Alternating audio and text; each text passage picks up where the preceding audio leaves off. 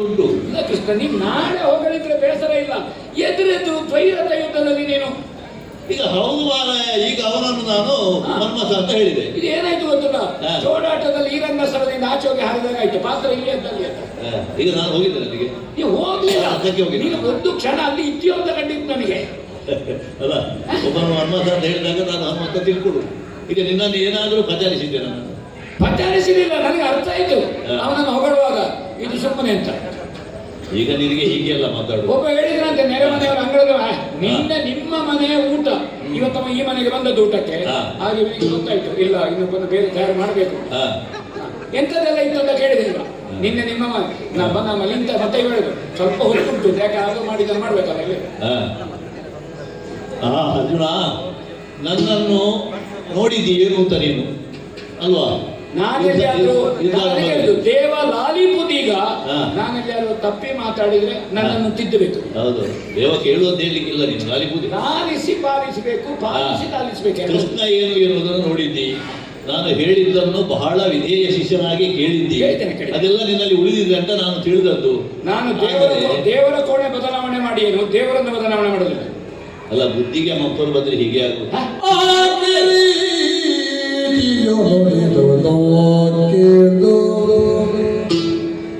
ನಗುತ ಕರುಣಾಕರಂ ಬೇಡ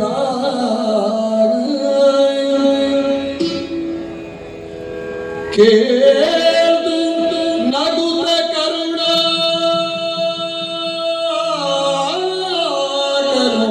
ಬೇಡ ಗೆಲೆ ಮರುಳೆ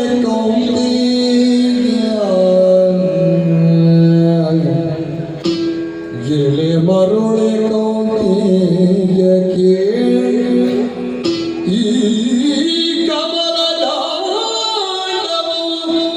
ಒತ್ತಿರ್ಪೆ ಎಲ್ಲ ಸಗಿಲಿದೆ ಮದತ್ತ ಸಗಿದಾಗ ಈ ಕಮಲದ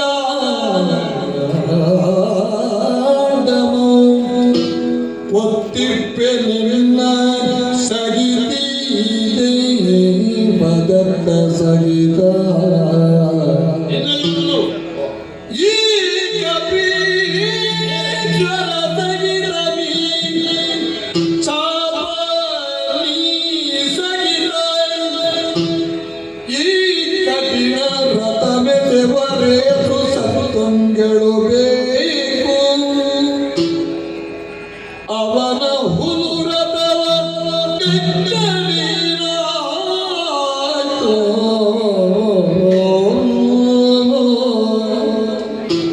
ಅವನ ಹುಲುರದವ ಕೆಚ್ಚಡೇನಾಯ್ತು ರವಿಜಾತ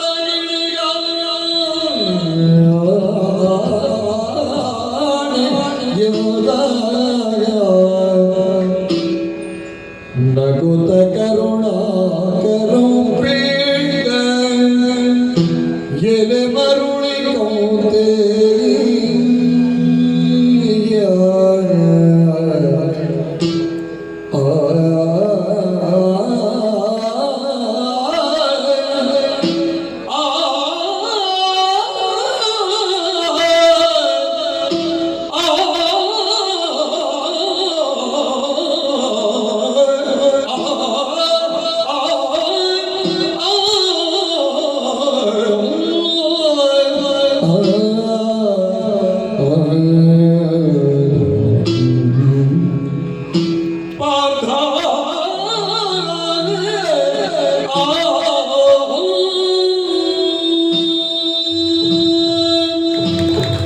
ಪಾರ್ಥ, ಕೃಷ್ಣ ಅಳುವುದೋ ನಗುವುದೋ ನನಗೆ ಗೊತ್ತಾಗುವುದಿಲ್ಲ. ನೀನೇ ಹೇಳಬೇಕು. ಅಲ್ಲ, ನನ್ನ ಭಾವ ಗಣಿತದಲ್ಲಿ ಇಷ್ಟು ದೊಡ್ಡ ವಿದ್ಯಾರ್ಥಿ ಅಂತ ನನಗೆ ಗೊತ್ತಿಲ್ಲ. ಒಂದು ಕೆಲವರು ಹೇಳ್ತಾರೆ, ಒಂದು ಕೂಡಿಸು ಒಂದು ಎರಡು, ಒಂದು ಆದ್ರೆ ಹನ್ನೊಂದು. ಏನು ಮಾಡುದು ಹೇಳು? 10 ಹೆಸರು ಉಂಟು ನಿನಗೆ. ದಶನಾಮಾವಳಿ.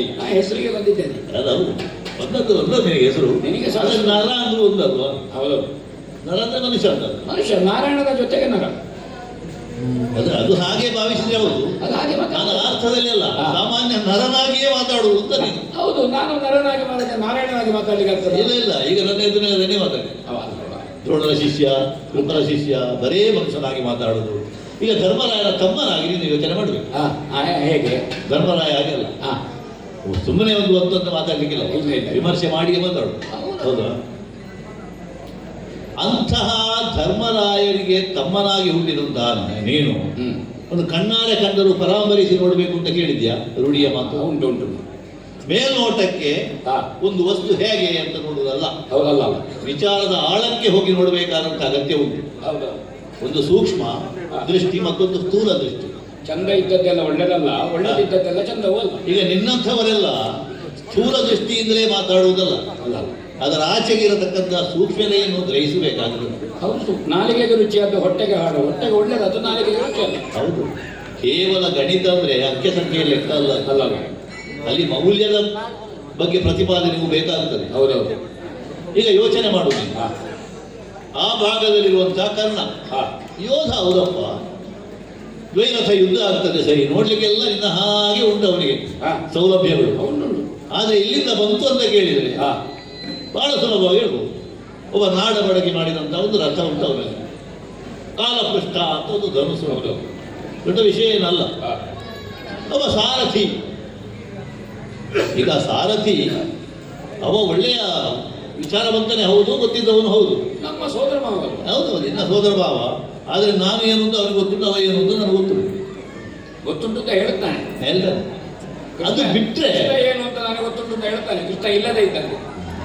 ಮತ್ತೆ ಅರೆ ಮನಸ್ಸಿಂದ್ರೆ ಬಂದು ಕೂತದ್ದಲ್ವ, ಯಾವಾಗ ಹಿಡಿದು ಹೋಗ್ತಾರೆ ಅಂತ ಗೊತ್ತಿಲ್ಲ. ಅದು ಒಂದೊಳ್ಳೆದು. ಮಧ್ಯ ಮೇಲೆ ಹೊಗಳಿದ್ದಾನೆ ಕರ್ಣನ. ಕೇಳಿಸುವುದಲ್ಲ ಆಡ್ಯತು, ಬೆಳಗ್ಗೆ ಬೈದದ್ದಕ್ಕಿಂತ ಹೆಚ್ಚು ಮತ್ತೆ ಹೊಗಳಿದ. ಈಗ ಅವ ಹೊಗಳಿದ್ದನ್ನು ಈಗ ಇಷ್ಟವರೆಗೆ ನಿನಗೆ ಹೇಳಿಲ್ಲ, ಈಗ ನಾನು ಹೊಗಳಿದ್ದನ್ನು ಹೇಳುವುದು. ಅಲ್ಲ, ಶಲ್ಯ ಹೊಗಳಲೇಬೇಕು ಕರ್ಣನನ್ನು. ನನಗೆ ನೀ ಯಾಕೆ ಅತ್ಲಾಗಿ ಹೊಗಳಿದ್ದಂತ ನನಗೆ ಹಾಗೆ. ಅರ್ಜುನ, ಈಗ ಅವನದ್ದನ್ನು ಹೇಳಿದೆ ನಾನು. ನಾನು ಹೇಳಿದ್ದಕ್ಕಿಂತ ಹೆಚ್ಚು ಏನಾದರೂ ಇದ್ದ ನೀನು ಹೇಳಬೇಕು ಅಲ್ವಾ?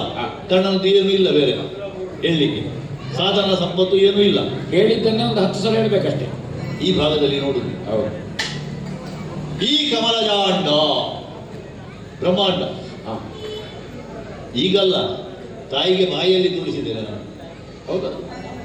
ಆಮೇಲೆ ಹಸ್ತಿನಾವತಿಯ ರಾಜ್ಯಸಭೆಯಲ್ಲಿ ತೋರಿಸಿದ್ದೇನೆ. ಹೌದಂತೆ? ನಿನ್ನ ಎದುರು ತೋರಿಸಿದ್ದೇನೆ ನಾನು. ಅವರಿಗೆಲ್ಲರೂ ನೋಡಿದ್ದಕ್ಕಿಂತ ಹೆಚ್ಚು ನಾನೇ ನೋಡಿದ್ದೆ. ನೀನು ನೋಡಿದ್ದು ಅದು ನಿನ್ನ ದೃಷ್ಟಿಯಲ್ಲಿ. ಅವರು ಅವರವರ ದೃಷ್ಟಿಯಲ್ಲಿ ನೋಡಿ. ವ್ಯಾಸರಂಥವರೇ ಕೃಷ್ಣ ಏನು ಅಂತ ಹೇಳಿದ್ದಾರೆ. ಹೌದಾ? ಹೌದಾ? ಆಮೇಲೆ ಸರ್ವಂ ವಿಷ್ಣುಮಯಂ ಜಗತ್. ಹೌದಾ? ಇದು ಕ್ರಾಂತದರ್ಶಿಗಳಾದಂಥ ಋಷಿಗಳು. ಈಗ ನಿನ್ನಲ್ಲಿ ಅಡಗಿಸಲಿಕ್ಕಿಲ್ಲ, ನಾವು ಏನು ಎನ್ನುವುದು ನಿಮ್ಗೆ ಚೆನ್ನಾಗಿ ಗೊತ್ತು. ಹಾಗಾಗಿ ಬ್ರಹ್ಮಾಂಡೋದರ ಭರಿತ ಹರಿ. ಆದಿಯಲ್ಲಿ ಪರೀಕ್ಷೆ ಎಲ್ಲ ನಡೆದಿದೆ, ಏನೆಲ್ಲ. ಹೌದು, ನಿನ್ನನ್ನು ಕಟ್ಟಲಿಕ್ಕೆ ಆಗುವಾಗ ನೀನು ದಾಮೋದರ ಆಗಿದ್ದಿ. ಹೌದು, ಹಗ್ಗ ಗಿಡ್ಡ ಆಗ್ತಾ ಹೋಗಿದೆ. ಅಲ್ಲ, ಅದಕ್ಕಿಂತ ಹನುಮಂತನ ಬಾಲ ಆದಾಗ ಅಲ್ಲಿ ನಾರಾಯಣನ ಹೊಟ್ಟೆಯಲ್ಲಿ ಏನುಂಟು, ಬ್ರಹ್ಮನ ಹೊಟ್ಟೆಯಲ್ಲಿ ಏನುಂಟು ಅಂತೆಲ್ಲ ಪರೀಕ್ಷೆ ಆಗಿದೆ. ಹೌದೌದು, ಹೌದಾ? ಆದ್ದರಿಂದ ನಾನು ಏನನ್ನು ಗೊತ್ತು, ಬ್ರಹ್ಮಾಂಡ ಇಡೀ ನನ್ನಲ್ಲಿ ಬ್ರಹ್ಮಾಂಡ. ತುಷ್ಟಸ್ತು ಸ್ವಯಂ ಭಗವಂತ. ಹೆಸರು ಹೇಳಿದೆ.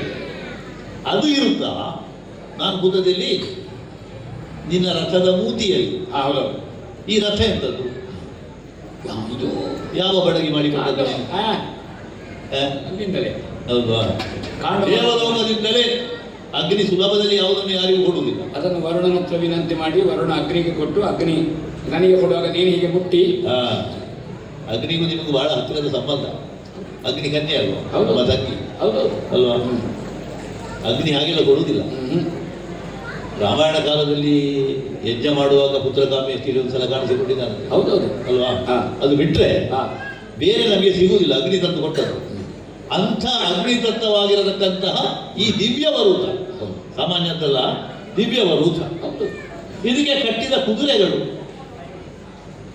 ಅದು ಭೌತಿಕವಾದ ಪಾರಮಾರ್ಥಿಕವಾದ ಸಂಬಂಧವುಳ್ಳಂತ 7 ಕುದುರೆಗಳು. ಅದಕ್ಕೆ ನೀರು ಇಲ್ಲದಿದ್ರೆ ಕುಡಿಬೇಕು ಅಂತ ಕಾಣುವುದಿಲ್ಲ. ನೀರು ಕೊಟ್ಟರೆ ಇದ್ದದ್ದು ಕೂಡ ಕುಡಿತದೆ. ಆಮೇಲೆ ಈಗ ಸೈಂಧವ ಕಾಳಗದಲ್ಲಿ ನಾವು ಸರೋವರ ಮಾಡಿ ಅದಕ್ಕೆ ಮೈ ತೊಳೆದು ನೀರು ಕುಡಿಸಿದ್ದೇವೆ. ಉಳಿದ ಯಾವ ದಿವಸ ಅದಕ್ಕೆ ಧರ್ಮ ಮಾಡಿದ್ದೇವೆ ನಾವು? ಏನಿಲ್ಲ, ಹೆಸರಿಗೆ ಮಾತ್ರ ಪಾಂಡವರ ಮನೆಯಲ್ಲಿ ಕುದುರೆ ತೊಳೆದ ಕೃಷ್ಣ ಅಂತ ಹೇಳುವುದು. ಅದು ಅಂದ್ರೆ ಅಂದ್ರೆ ಯಾವ ಕುದುರೆಗೆ ಮೈಯಲ್ಲಿ ಮಣ್ಣಾಗೋದಿಲ್ವೋ ಹಾ. ಆ ಕುದುರೆಯನ್ನು ನೀನು ತೊಡುವುದಿಲ್ಲ. ಹಾಗಾಗಿ ಅದೆಲ್ಲ ಭಾವಾನುಸಂಬಂಧ ಅಂತ ಹೇಳೋದಕ್ಕೆ. ಅದೆಲ್ಲ ಈ ಭಜನಾ ಸಂಘದವರು ಹೇಳುದು. ಈಗ ಮತ್ತೆ ಅಗ್ನಿ ಕೊಟ್ಟಂತಹ ಗಾಂಡೀವ ಧನುಸ್ಸು ನೀನಾದ್ದರಿಂದ ಎತ್ತುತ್ತಿ ಅದನ್ನು ಸಾಮಾನ್ಯ ಯೋಧನಿಗೆ ಎತ್ತುವುದಕ್ಕೆ ಸಾಧ್ಯ ಇಲ್ಲ. ಅನುಸಂಧಾನ ಮಾಡೋದು ಬಿಡು. ಅಯ್ಯ ಒಬ್ಬ ಮರದ ಮೇಲೆ ಕಟ್ಟಿ ಹಾಕಿದ್ದನ್ನು ಕೆಳಗೆ ಹಾಕೋ ಎದೆ ಮೇಲೆ ಹಾಕಿಕೊಂಡು ಕೆಳಗೆ ಬಿದ್ದು ಅಲ್ವಾ ಮತ್ತೆ ಹಾಗೆಲ್ಲಾಗಿದೆ. ಹೌದು, ನೀನೇ ತೋರಿಸಿದಲ್ವ. ನಿನ್ನ ಭುಜದಲ್ಲಿ ಎರಡೆರಡು ಬತ್ತಳಿಕೆ. ಹೌದು, ಅಕ್ಷಯ ಅದು ಕೂಡ ಅದು ಭತ್ತದ ಬತ್ತಳಿಕೆ ಬಂದದ್ದು. ಹಾಗಾಗಿ ಅದು ಬರಿದಾಗುವುದು ಗೊತ್ತೇ ಇಲ್ಲ. ಇನ್ನು ಆ ದೇವದತ್ತ ಭಯವಂತ ಹೌದೌದು ಹಾ ಹೌದು. ಅದಷ್ಟನ್ನೂ ಹಿಡ್ಕೊಂಡಂತ ಯೋಧನಾದ ನೀನು. ಹಾ ಹಾ ಹಾ ಹಾ ಹಾ ಹಾ ಹೇಳ್ತಾರೆ ಭೂಮಿ ತೂಕ, ಒಂದೊಂದು ಭೂಮಿ ತೂಕ. ರಥ ಹೌದು, ಭೂಮಿ ತೂಕ. ಹಾ. ನಾನು ಭೂಮಿ ಭಾರ ಹೇಳುದು ನೀನು. ಎಲ್ಲ ಮಾತು ಇದೆಲ್ಲ ಹೇಳೋದಲ್ಲ. ಭೂಮಿ ತೂಕ, ಇದು ಭೂಮಿ ಭಾರ. ಅಲ್ಲ, ಆದ್ರೆ ಇಲ್ಲಿ ಹೊಗಳಲಿಕ್ಕೆ ಎಂತದಿಲ್ಲ, ಅಲ್ಲಿ ಉಂಟು. ಅಲ್ಲ, ಈ ಒಂದು ಭೂಮಿಯಲ್ಲಿ ಹಾ. ಅದು ಅಷ್ಟು ಭೂಮಿಗಳು ನಿಲ್ತದಂತ ಕೇಳಿದ್ರೆ ಏನಿಲ್ಲ. ಮಾತು ಹೇಳುದು. ಕೊನೆಗೆ ನಾವು 5 ಗ್ರಾಮ ಕೊಟ್ಟರೆ ಸಾಕು, ಬೇಡ ಒಂದಾದ್ರೂ ಕೂಡ ಅಲ್ಲಿವರೆಗೆ ಬಂದಿದ್ದೇವೆ. ಹಾ. ಭೂಮಿ ತೂಕ. ಈಗ ಒಂದು ಹತ್ತಿಯ ಮೂಟೆ ಉಂಟು, ಹಾ ದೊಡ್ಡದು ಕಾಣ್ತದೆ. ಹಾ ಇನ್ನೊಂದು ಹಾ. ಕಬ್ಬಿಣದ ಒಂದು ಮೂಟೆ ಉಂಟು. ಆಗೊಬ್ಬ ಹೇಳಿದಂತೆ ಹತ್ತಿಯ ಮಣಭಾರ ಹೊತ್ತೇನು ಕಬ್ಬಿಣವ ಒಂದು ತುಂಡು ಸಭ್ಯ ಅಲ್ವಾ? ತೂಕ ಒಂದೇ ಆದ್ರೆ ಹಾ. ಅಮ್ಮ ಹತ್ತಿ ಹಗುರ ಅಂತ ಹಾಗೆ ಹೇಳಿದ್ದು. ಹಾಗೆ ಹೇಳಿ. ಆ ಮಣ ಅದಾದ್ರೂ ಇದಾದ್ರೂ ಒಂದೇ ಅಂತ ಅವನಿಗೆ ಗಣಿತ ಲೆಕ್ಕಾಚಾರ ಅಂದ್ರೆ ಹಾಗೆ ಹಾ. ಸಾಂದ್ರತೆಯನ್ನು ನೋಡಿ ಓ. ಆ ಲೆಕ್ಕಾಚಾರ ಅದರ ಮಾಡ್ಬೇಕು. ಒಟ್ಟು ಆಕಾರದಿಂದ ಅಲ್ಲ. ಹಾ. ಈಗ ಗಾಳಿ ತುಂಬಿಸಿದಂತ ಒಂದು ಚೆಂಡು, ಹೌದು. ಒಬ್ಬ ಯೋಧನಾದವ ಹಾ ಒಂದು ಕಾಲಿಂದ ಒಂದು ಹೊಡೆದ್ರೆ ಹೌದು. ಎಷ್ಟು ದೂರ ಹೋದ್ರೂ ದೊಡ್ಡ ವಿಷಯ ಅಲ್ಲ. ಅಲ್ಲ, ಅದು ಗಾಳಿ ತುಂಬಿತ್ತು. ಹೌದು. ಹಾ. ಅಂಥದ್ದೇ ಒಂದು ಮರದ ಚೆಂಡಾದ್ರೆ ಮರದ ಚೆಂಡಾದ್ರೆ ಮತ್ತೆ ಇವನನ್ನು ಹಾಗೆ ಹೊತ್ತುಕೊಂಡು ಹೋಗ್ಬೇಕಂತೆ. ಅಷ್ಟೇ ಬಲ ಪ್ರಯೋಗ ಮಾಡಿದ್ರೆ ಹೌದೌದು. ಅಷ್ಟು ದೂರ ಹೋಗ್ಲಿಕ್ಕೆ ಸಾಧ್ಯ ಇಲ್ಲ, ಇಲ್ಲ. ಇವನನ್ನೇ ಹೊತ್ತುಕೊಂಡು ಹೋಗ್ಬೇಕು ಕಾಲಿಗೆ ಬಟ್ಟೆ. ಹಾ, ಅದೇ. ಈಗ ನೀನು ಹಾ. ಗಾಂಡೀವ ಕೋದಂಡಕ್ಕೆ ಬಿಗಿದಂತಹ ಅಸ್ತ್ರವನ್ನು ಪ್ರಯೋಗ ಮಾಡುವುದರ ಮೂಲಕವಾಗಿ ಹಾ. ಅವನ ರಥವನ್ನು ಹರಿಸಿತು. ಯೋಜನಾ ಪರ್ಯಂತ ಹೋಯಿತು. ನನಗೆ ದೊಡ್ಡ ಒಂದು ಅದು ವಿಷಯ ಆಗಲಿಲ್ಲ. ಇಲ್ಲ, ಆಗ ನೀನು ಹೇಳಿದಾಗ ಹುಡಿ ಹುಡಿ ಆಗಬೇಕಾಗಿತ್ತು. ಆದರೆ ಹಾ ನಿಮ್ಮ ಮಾವ ಹಾ ಅದನ್ನು ಸಾವರಿಸಿಕೊಂಡು ಬಂದು ಸ್ವಸ್ಥಾನದಲ್ಲಿ ನಿಲ್ಲಿಸಿದ. ಯೋಚನೆ ಮಾಡು, ಹೌದೌದು. ಒಂದು ಸಲ ನೆಲ ಮುಗಿದು ಒಂದಾಗಿದ್ದು, ಅವ ಎಲ್ಲಿದ್ದಾನಂತ ಗೊತ್ತಾಗಲಿಲ್ಲ. ಹಾ ಹಾ ಹಾ. ಆ ರೀತಿಯಲ್ಲಿ ಅಸ್ತವ್ಯಸ್ತಗೊಂಡಿರತಕ್ಕಂಥ ಒಬ್ಬ ಯೋಧ ಆ ತಕ್ಷಣಕ್ಕೆ ಸಾವರಿಸಿಕೊಂಡು ಹಾ. ಮತ್ತೆ ಹಾ. ಮನೋದಾರ್ಢ್ಯತೆಯಿಂದ ಹ್ಮ್. ಬಾಣ ಪ್ರಯೋಗ ಮಾಡಿ ಹಾ. ನಿನ್ನ ರಥವನ್ನು 10 ಬಿಲ್ ಅಂತರಕ್ಕೆ ಹಾ. ಹಿಂದೆ ಸರಿಸಿ. ಹಿಂದೆ ಸರಿಸಿ ಸರಿಸಿ. 10 ಬೇಡ ಇಲ್ಲ, ಹಾ. 1 ಬಿಲ್ ಅಂತರಕ್ಕೂ ಸರಿಸಿದ್ರು ಆಗಿತ್ತು. ಹಾ. ಆ ಸ್ಥಿತಿಯಲ್ಲಿ ಹಾ. ನಿನ್ನಂತಹ ಮಹಾರಥ, ಅವನೊಂದು ಹುಲುರಥ, ಅಂಥದ್ದನ್ನು ಮಾಡಿದವರನ್ನು ಹೊಗಳಿದ್ರೆ ಅದು ನಿನಗೆ ಇದಾಯ್ತಲ್ಲ. ಹೀಗೆ ಅದನ್ನ ಅಲ್ಲಿ ಆ ಕರ್ಣ ಅಂತ ಹೇಳುದು ಹಾ. ಎಲ್ಲ ಹೊಗಳಿ ಕೊನೆಗೆ ಹೇಳುದು. ಆದ್ರೆ 10 ಬಿಲ್ಲಿ ಹಿಂದೆ ಹೋದದ್ದು ಹಾ. ನಿನ್ನ ಮಟ್ಟಿಗೆ ದೊಡ್ಡ ಸಂಗತಿ, ಅದು ಹಾ. ನಮ್ಮ ಸಂಗತಿ ಅಲ್ಲ ಹಾ. ಅಂತ ಹೇಳ್ಬೋದಿತ್ತಲ್ಲ. ಹಾ. ಕೊನೆಗೆ ಅದು ಹೇಳಿಲ್ಲ ನೀನು. ಅಲ್ಲ ಹೇಳ್ಬೋದು, ಆದರೆ ಯೋಚನೆ ಮಾಡು. ಯಾಕೆ ಈಗ ಕರ್ಣನಂಥವ ಏನೂ ವಿಳಾಸ ಇಲ್ಲದೆ ಇದ್ದವ, ಹಿಂದೆ ಮುಂದೆ ಏನೂ ಇಲ್ಲ. ಅವನಿಗೇನುಂಟು? ಕ್ಷತ್ರಿಯರಿಗೆ ಸರಿಯಾಗಿ ಯೋಧ ಅಂತ ಅನಿಸಿಕೊಂಡ್ರೆ ಸಾಕು. ನಮ್ಮ ತಿಳುವಳಿಕೆಯಲ್ಲಿ ಅವನಿಗೆ ವಿಳಾಸ ಇಲ್ಲ. ಇನ್ನು ನಿನಗೆ ಗೊತ್ತುಂಟು ಅಂತ ನನಗೆ ಗೊತ್ತಿಲ್ಲ, ನಾ ಕೇಳೋದು ಇಲ್ಲ. ಅದು ನನಗೆ ತುಂಬಾ ಗೊತ್ತುಂಟು, ಅದು ವಿಷಯ ಅಲ್ಲ. ನಾ ಕೇಳುದಿಲ್ಲ. ಈಗ ನಿನ್ನ ಎದುರಿನಲ್ಲಿ ನಾನು ನಿಲ್ಲಬೇಕು, ಪಾರ್ಥನಿಗೆ ಸರಿಯಾದವ ಆಗಬೇಕು ಅಂತ ಅವನ ಕನಸು ಪಾಪ. ಹಾ ಹಾ ಹಾ ಹಾ ಹೌದಾ? ಸರಿ ಸರಿ ಸರಿ ಆಗಬೇಕು ಅಂತ. ಹಾ. ಎಲ್ಲ ನೀವೆಲ್ಲ ಅರ್ಧರತಿ ಅಂತ ಹೇಳಿ ಕುತ್ಕೊಳಿಸಿದ್ರು. ನಾನು ಮಹಾರಥಿ ಅಂತ ಹೇಳಿದಾಗ ಹಾ. ಎಷ್ಟು ವಿವಿಧ ಅವರಿಗೆ ಸಾಕಾಗ್ತದೆ. ಹೌದು. ಅವ ಸಾರ್ಥಕ್ಕೆ ಕಾಣುವುದು ಅಷ್ಟ. ಅವನ ಮುಖದಲ್ಲಿ ಒಂದು ತೃಪ್ತಿ ಕಂಡಿತ್ತು. ಹೊಗಳಿಕೆಯಿಂದ ಅಷ್ಟು ಪರಿಣಾಮ ಅವನಲ್ಲಿ ಆಯಿತು. ಹಾ. ನಿನ್ನನ್ನು ಹೊಗಳಿದ್ರೆ ಸಾಕಾಗ್ತದೆ ನಿನಗೆ?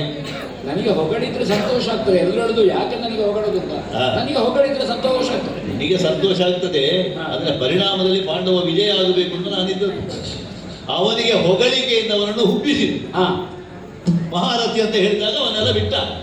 ಜನ ಬಿಟ್ಟು ಅವನೆಲ್ಲ ಬಿಟ್ಟಾಗಿದೆ ಅವರಿಗೆ. ಹಾ, ಹಾ, ಇದೆಂಥದ್ದು ಬೇಡ ಅವರಿಗೆ. ಹಾ. ಹಾಗಾಗಿ ನೀನು ಕಾದಾಡಬೇಕಾದಂತಹ ಯೋಧ ಈ ಸಮಯವನ್ನು ಉಪಯೋಗಿಸಿಕೊಳ್ಬೇಕು.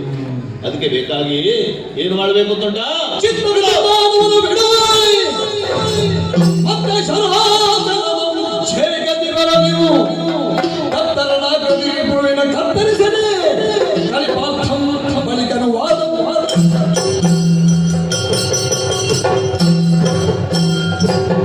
ಆಕಾಶದಲ್ಲಿ ಕೆಲವು ಕಾಲಕ್ಕೆ ಹಾ. ಕಪ್ಪನೆಯ ಮೋಡ ಚಂದ್ರನನ್ನು ಆವರಿಸಿ ಬಿಡುತ್ತದೆ. ಹಾ. ಹಾಗಂತ ತಂಪಾದ ಗಾಳಿ ಬೀಸಿದಾಗ ಹಾ. ಅದು ಹೋಗ್ತದೆ, ಹಾ. ಚಂದ್ರ ಸ್ಫುಟವಾಗಿ ಕಾಣುತ್ತಾರೆ. ಅದೇ ರೀತಿಯಲ್ಲಿ ಮಾನವನ ಮನಸ್ಸು ಎನ್ನುವಂಥದ್ದು, ಹಾ. ದುಮ್ಮಾನ ಎನ್ನುವಂಥದ್ದು, ಚಿಂತೆ ಎನ್ನುವಂಥದ್ದು ಆಗಾಗ ಬಂದು ಬಿಡುತ್ತದೆ. ಚಂದ್ರವಂಶನಿಗಾದ ಒಂದು ಮೋಡ ಇದು. ಹೌದು. ಹಾಗಾಗಿ ನಿನಗೆ ಬಂದದ್ದು ಸಹಜವಾದಂತಹ ಒಂದು ಮಾನಸಿಕವಾದ ಬೇಸರ. ಅದನ್ನು ಬಿಡು. ಬಿಟ್ಟೆ. ಈಗ ನಾನು ಇಷ್ಟು ಹೇಳಿದ್ದು ನಿನಗೆ ಅರ್ಥ ಆಗಿದ್ರೆ ಈಗ ಅರ್ಥ ಆಯ್ತು. ಭೀಷ್ಮರನ್ನು ನೀನು ಬಿಡಾರಕ್ಕೆ ಕರ್ಕೊಂಡು ಹೋದ್ರು ಅವರು ಅಡಿ ತಪ್ಪಲಿಕ್ಕೆ, ಹಾ. ದ್ರೋಣರಲ್ಲಿ ಶಂಕ ಓದಿದ್ದು ಅಡಿ ತಪ್ಪಲಿಕ್ಕೆ. ಹಾ. ಈಗ ಇವನು ನೆಲ ಬಿಟ್ಟ, ಅಡಿ ತಪ್ಪಿತಾ ಇಲ್ವೋ? ಅಲ್ವಾ? ಹಾ. ಹಾಗೆ ಮತ್ತೆ ಏನು ಯೋಚನೆ? ಅಡಿ ತಪ್ಪಿದ ಮೇಲೆ ಅದನ್ನು ಹೊಡೆದು ಹಾರಿಸಲಿಕ್ಕೆ ನಾನಿದ್ದೇನೆ. ಸರಾಸನವ ತೊಡು. ಹಾ. ಮುಂದೆ ನಿಂತಹ ಕರ್ಣನಿಗೆ ಹಾ. ಗುರಿ ಇಟ್ಟು ಹೊಡಿ. ಮನಸ್ಸು ಈ ತಲೆವಾಗಿದ್ದೇನೆ. ಹಾ. ಹಾಗಾದ್ರೆ ಮಹಾಸ್ತ್ರಗಳ